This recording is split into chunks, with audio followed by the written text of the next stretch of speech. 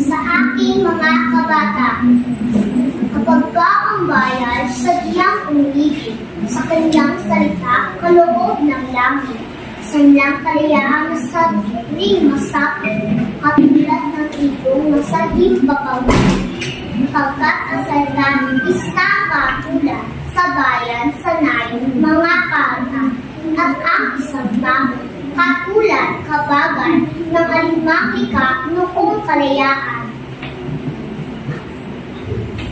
Ang hindi magmahal sa kanyang salita, mahigit sa hayop at balansang isda, kaya ang harapat pagyamaning pusa, na tulad sa inang tunay na nagpalang.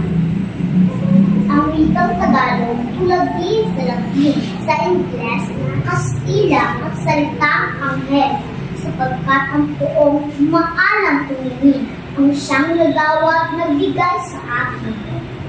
Salita natin huwatin sa iba na may alfabeto at sariling letra na kaya nawala ginapnak ng sityo ang lingay sa lawa mula kung